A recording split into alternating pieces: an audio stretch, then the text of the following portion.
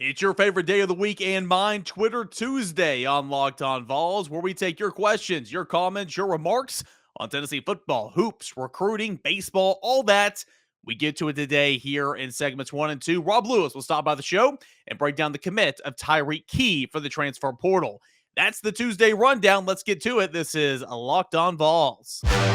You are Locked On Vols, your daily podcast on the Tennessee Volunteers. Part of the Locked On Podcast Network, your team every day.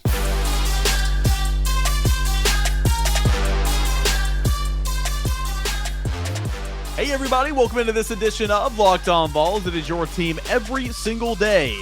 If you want Tennessee information, want Tennessee news and entertainment topics for your Tennessee Volunteers, this is the place for you, Locked On Vols. I'm your host, Tyreke Key. You can find me and this podcast on Twitter at _Kaner and at Locked On Vols. I do radio in Knoxville at 99.1 The Sports Animal. That is the flagship station for the University of Tennessee. I also write for the rival site covering Tennessee football, basketball, baseball now, and recruiting. And if you're new to the show, welcome to it. Thanks so much and hope you enjoy the product. Now, today on Twitter Tuesday, we got a load to get into. And as I sit down here to hit record, I just got 2 more submissions coming in, so I do appreciate that. We'll go ahead and start with Alex. Yo, Kaner, don't think this is the full topic that deserves a segment, but can we get a quick overview of what you know is being changed at the stadium this year with the new renovations? Thanks and love the show. Alex, I appreciate that, man. Gosh, I'm so bad when it comes to this type of stuff because, I mean, honestly, I don't care. And I know I should because it involves the fan experience and all that, and it is newsworthy. Here's what I know at the university, and this is common knowledge. This is just laziness by me, I guess, and I know exactly what's going on.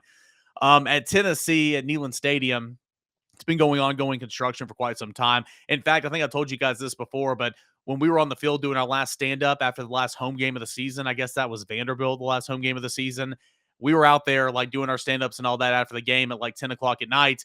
And they had like bulldozers coming onto the field and they were taking down the goalposts. They were getting ready to go like that at that point in time, or at least preparing to get underway that next morning. So it's been going on for quite some time. They have taken out a section of the south end zone seating in the upper deck to where they are going to put a second jumbotron, which is, oh my goodness, so welcoming, right? Because I remember going to games before I was in the media covering, and you having to turn around, turn around and look at the complete opposite direction to get a score at a time or to see what's going on in the jumbotron, all that. So they're putting in a second jumbotron in the south end zone at the top bowl.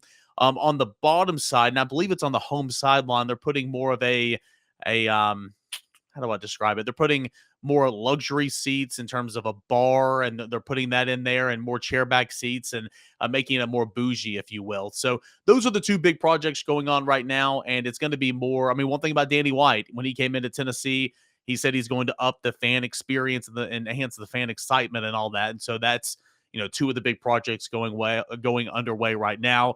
That will be done by the time the football season begins, even though you're moving up 2 days earlier.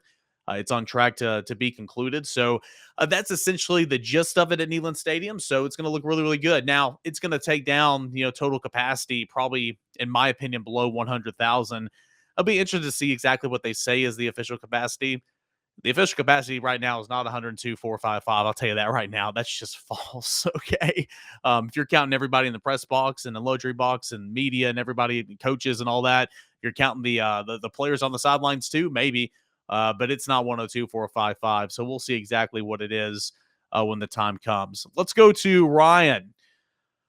Another 30 for 30 idea for you. If the Vols win a national championship in the next couple of years, the whole story starting with the end of Fulmer till then would be epic. It could be turned into a series just like The Last Dance and stretch it out over several multitude of episodes. Yeah, that is a really, really good point. You can, forcing Fulmer out, he has to leave. You bring in Lane Kiffin, the complete opposite. He's only here a year. Then the Dooley era, then the Butch era, then the Jeremy Pruitt era.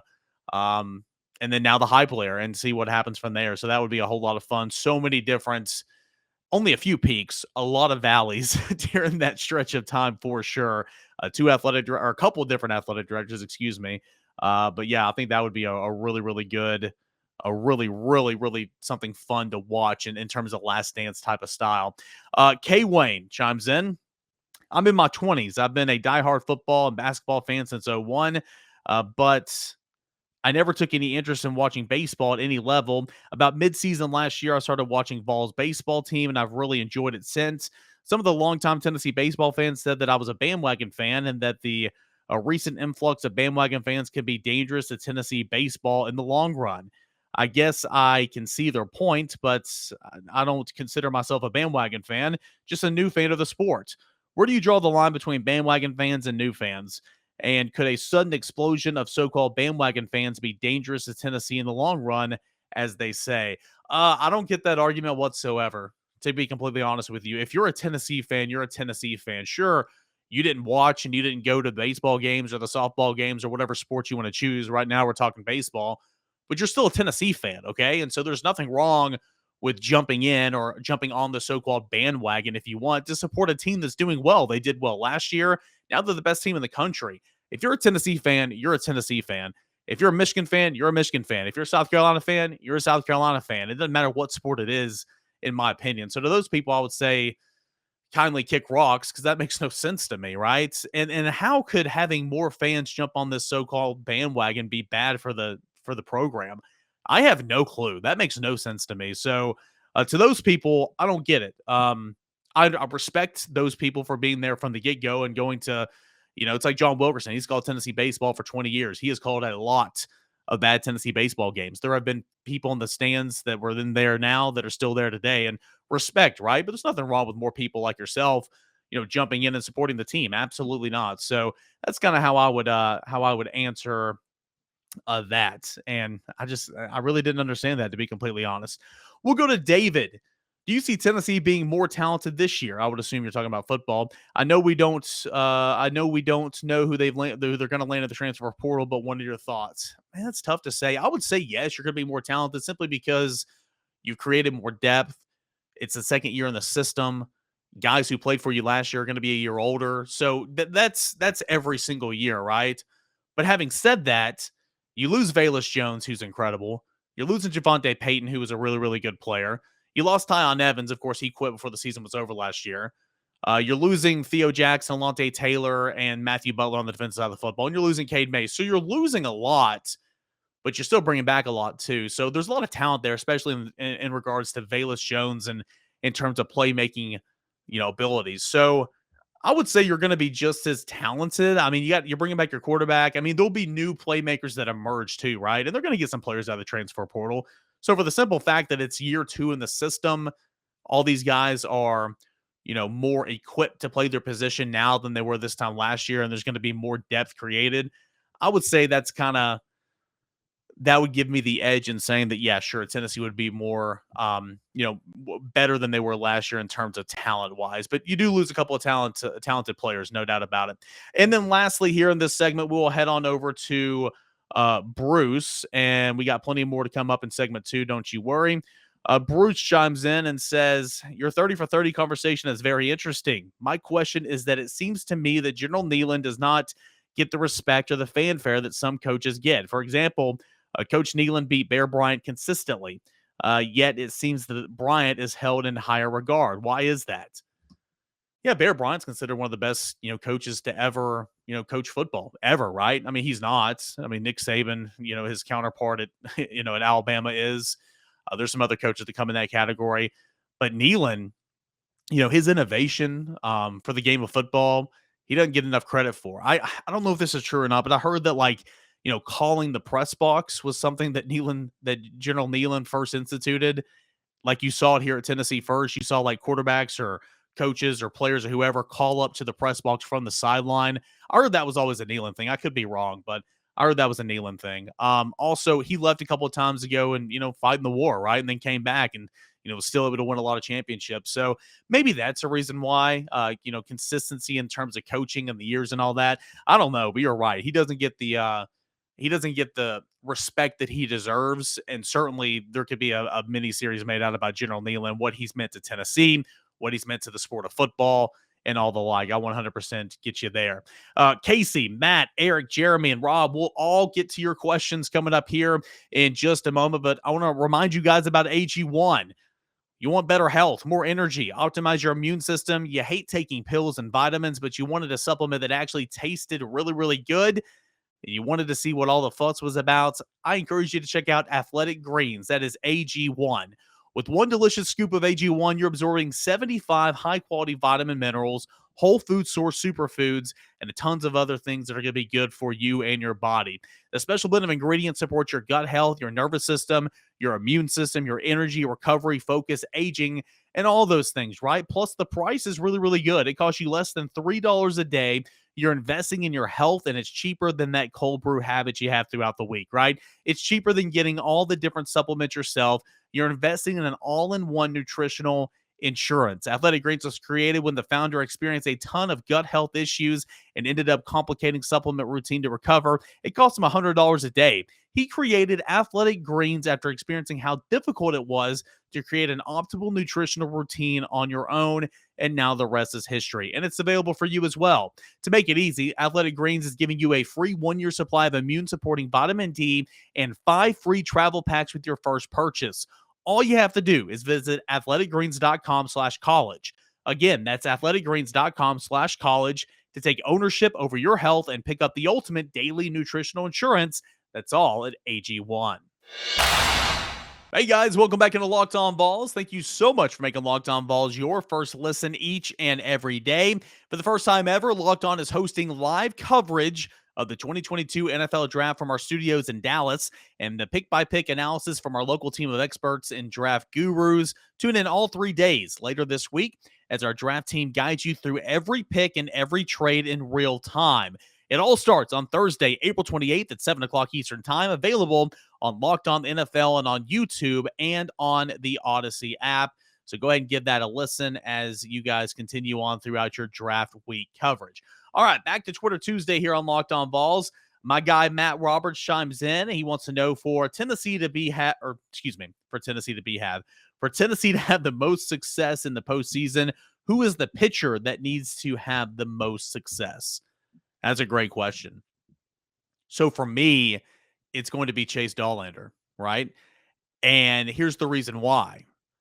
Chase Burns back on track, got off to a really, really good start against Florida this past weekend. Had two, uncharacteristic like starts for him. He's a freshman. That's going to happen. Drew Beam the same way, man. He was coasting until Sunday, had his first slip up, his first true freshman quote unquote start, right? He'll be fine. He's pitched well this year.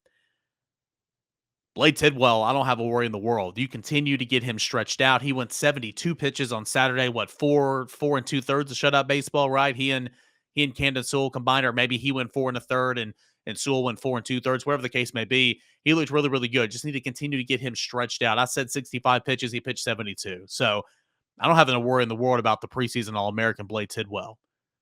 My answer is Chase Dollander. How does he look coming back from injury? Will he pitch this weekend? We'll have to find out. If not this weekend, will it be next weekend? How will he look? Will he continue to have to get stretched out as the waning weeks of the regular season go on? How does he respond from this injury? That is my question for postseason. Again, Ben McKee and myself, we talk about it on the Diamond Balls podcast every single week. You need 4 starting pitchers for postseason play.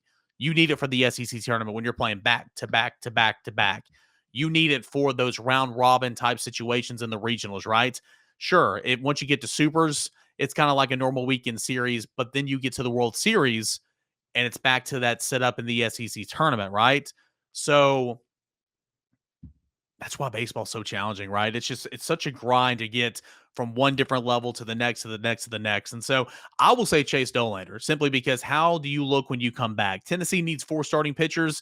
I believe the 2 freshmen are going to be A-OK, Chase Burns and Drew Beam. I have no worry in the world about Blade Tidwell as he continues to work back from injury that kept him out at the beginning of the season. How does Chase Dollander look coming back? And he's got electric stuff, right? He's got the slowest delivery to the plate, but he has electric stuff. And so that would be my answer right there. Matt, great question in terms of Tennessee baseball. We will go to the Facebook page. You guys are more than welcome to chime in on the Facebook page as well for getting us questions at Caner on Air. This is from Eric. He chimes in here every single week, and I appreciate you listening, Eric. A strong name as well. I've said it before. Out of all the players who sat out of the spring due to injury, who did it hurt the most as far as development and playing time? Boy, that is a great question because pick your poison, right? You had so many different players sit out this spring. Everybody's going to point to Warren Burrell because he had an abysmal. Let me say it again. He had an abysmal bowl game, right, against Purdue. But he's an upperclassman, okay? You guys have heard me say this before. I think simply he has the yips right now. I mean, like, was he an all-conference player? No, but he's played pretty much every snap, every down he's been on campus, right? He's played a ton dating back to his freshman year. I think he has the yips. You got to get out of it for sure, but I just think he has the yips right now. My answer would be Deshaun Rucker. Could Deshaun Rucker be a starter this year? Probably not, but he looked like a deer in headlights, the true freshman at the time during that bowl game. He looked awful, and he's a talented player. I think Tennessee has high hope. Now, Jeremy Pruitt brought him in and signed him, but I think Tennessee liked him, liked his makeup. He looked awful in the Purdue game. I would like to know what we have in Kamal Haddon and Brandon Turnage. I still don't know. Kamal Haddon's looked good at times, but he's always hurt. Brandon Turnage is always hurt too. And I understand he was SEC Defensive Player of the Year against Missouri, but I still have no clue what Tennessee has in Brandon Turnage. I don't know where he's going to play. I think he's a cornerback. He might play star. It's good that he's played star in the past. I would say Deshaun Rucker, most likely. William Mohan's another answer at linebacker. He didn't play this spring. He's a guy that I could see Tennessee using on the inside, just creating more and more depth. And then Dane Davis, he started spring practice, but missed probably 2 of the 3 last weeks of practice. And I think that was big for him because according to Josh Heupel, he was playing his best football of late. So Danico Slaughter could fall into this category as well. I'm going to change all my answers. Danico Slaughter is my answer because he could start at star this year. He really could. Danico Slaughter is my answer because he could. Technically, he's still in line to start potentially if he has a good camp. But he's a guy that started practicing in spring, and then he just missed pretty much the last all but one day of practice. I saw him out there. So I'll say Danico Slaughter because I think he's a guy that could potentially start this year. So Eric, really, really good questions. Casey, what's the number for Tennessee can take in the transfer portal once this semester is over? I'm not for sure on exactly what the number is, but I know it's at least 4. I want to say it's 4 to 5. Maybe even 6. It's kind of in that ballpark, 4 to 6. I know that's not a good answer. It fluctuates. It changes all the time. James Robinson entered the transfer portal just a week ago, so maybe that's altered it as well. I want to say about 5. Will they fill them all? They'll attempt to, for sure. We'll have to see, but I want to say about 5. Don't quote me on that. I'm not for sure, but I do want to say 5 is the answer there. We will go to Jeremy. Which Tennessee pod on Bustling with the Boys did you like the best? Okay, so Bustling with the Boys, Taylor Lewan, Will Compton, it's a Barstool podcast. They started themselves a couple years ago and they got picked up by Barstool. I actually listened to Bustling with the Boys when they started out. I mean, I'm a Titans fan, so obviously I liked Will Compton a lot. He played linebacker.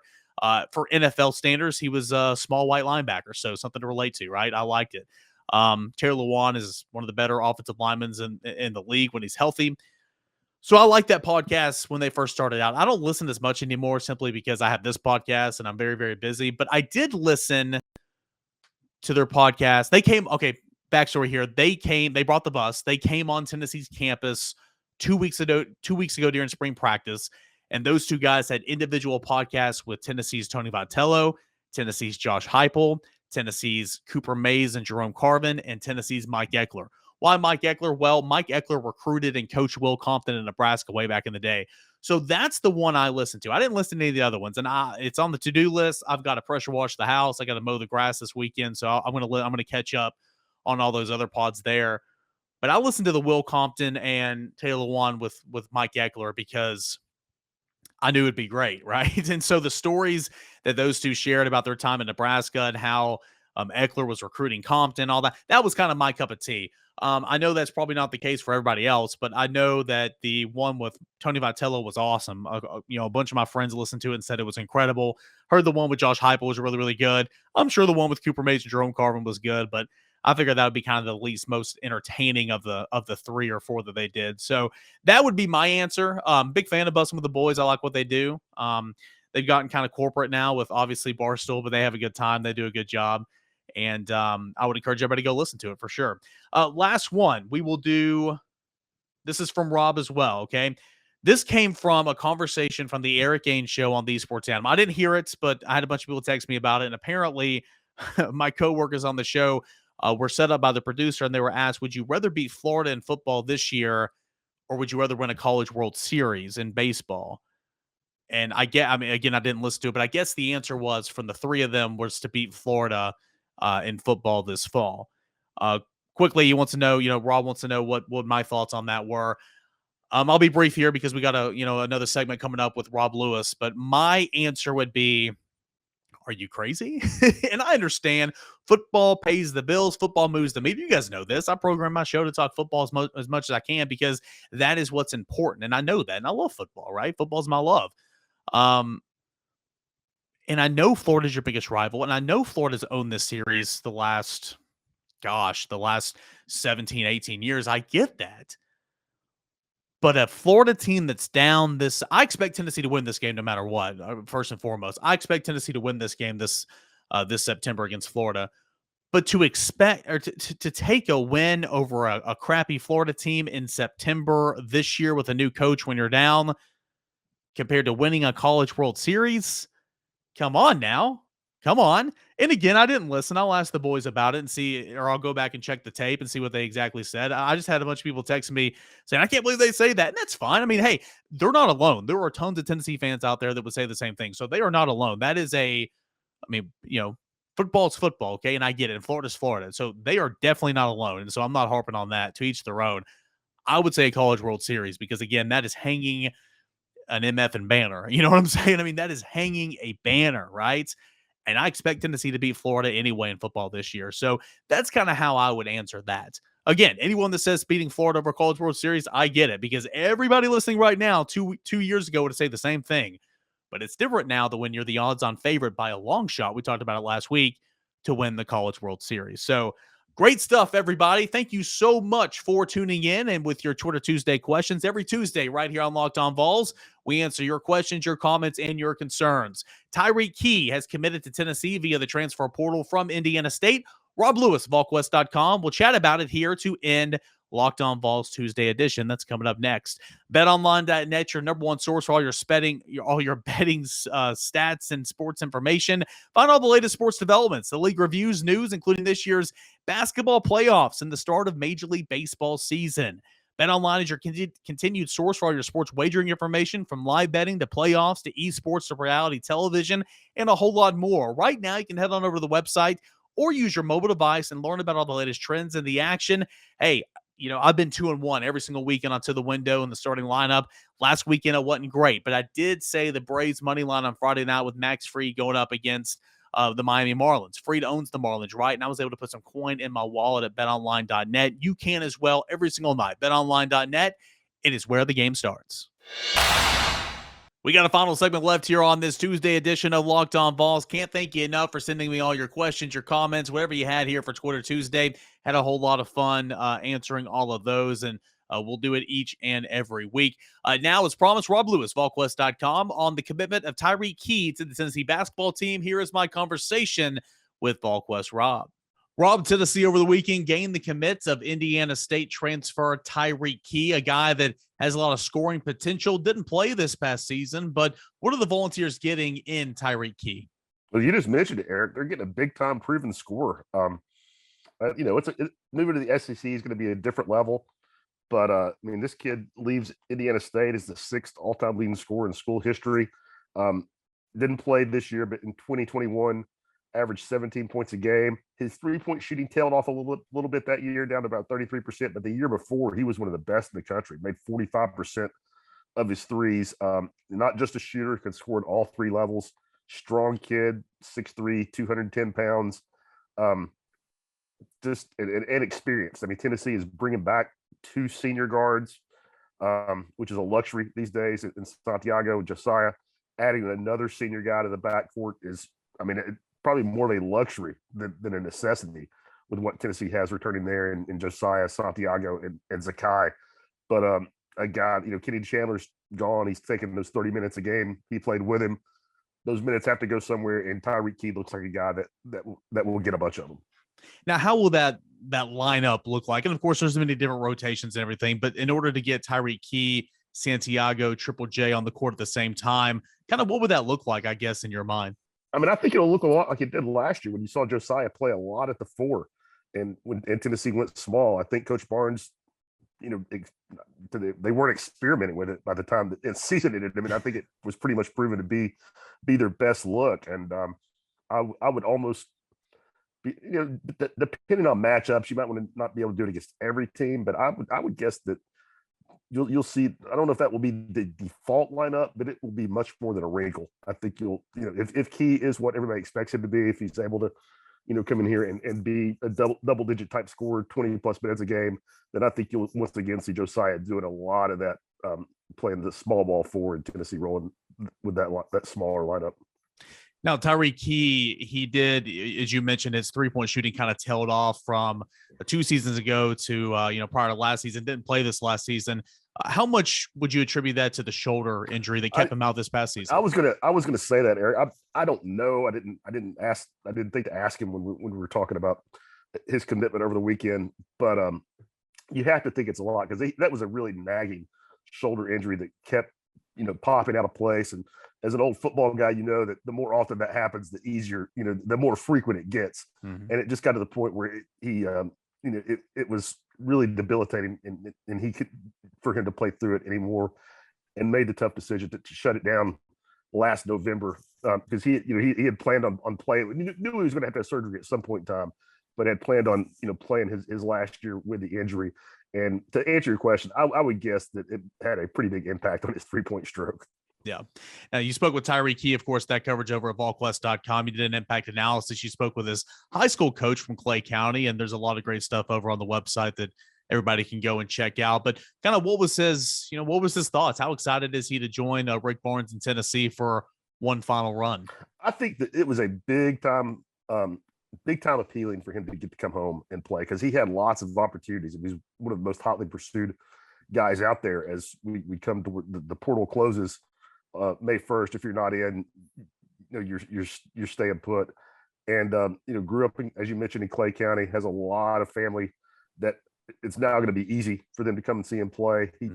North Carolina was in there, Texas Tech was in there, 2 NCAA tournament teams. Obviously, both of those have been to the Final Four the past couple of years. Oklahoma pursued him heavily, and so it was a long way from being a layup for Tennessee. I mean, even though they're the home state school, but I think that was a really big deal to him, because he could have gone somewhere where the pathway to playing time and taking 20 shots a game was going to be a lot easier than it's going to be in Knoxville. The backcourt that we just mentioned. I mean, I don't even know if he's going to start. And he certainly, if that was what was most important to him, he easily could have found a landing spot where he was going to be, if maybe not the focal point of somebody's offense, but a guaranteed big piece of the puzzle. Yeah, last thing here, Rob Lewis, VolQuest.com. Appreciate you joining us. Tennessee's roster is very incomplete. As Rick Barnes kind of spoke at the Big Orange Caravan, it seems like it's going to be resetting every single year. I believe there's 3 spots now left if Tennessee chooses to fill them. You want to find a big man, Yuri Collins. That is no longer an option for Tennessee. But what else does Tennessee need? Who else could we be hearing about for Tennessee via the transfer portal over the next couple of weeks? I think they'd really like to add a point guard. To this class, and if you've been paying attention, it's out there on Twitter today. Tyrese Hunter has put out his top 6, the young man leaving Iowa State. Tennessee's in there, but they're also in there with some heavy hitters: Gonzaga, Kansas, Purdue. That one's going to be a tough pull, but that's maybe the biggest name out there after the freshman season he had. He was a top 50 type recruit coming out of high school before he went to Iowa State. So that's one that I think you'll see Tennessee really go all in on here as far as transfers. Rob Lewis, VolQuest.com. Give him a follow on Twitter at VolQuest_Rob. Thanks so much, man. No problem, Beast. Thanks. You heard it there. Everything you need to know about Tyreke Key. Give all of that stuff at VolQuest.com. The impact analysis and Rob's one-on-one chat with Tyreke Key. Give it a watch, give it a listen, give it a read at volquest.com. Guys, that'll do it here for this edition of Locked On Vols. We'll come back tomorrow with tons to talk about. As always, give Locked On the NFL Draft your second listen, as we're just days away from the start of the NFL Draft. Give that your second listen right behind Locked On Vols, which is your first listen each and every day. As always, guys, thank you so much. If you're at the Tennessee baseball game coming up later tonight, I'll be on the porch. Come say hello. And until then, we'll discuss more on Wednesday right here on Locked On Vols. See you, everybody.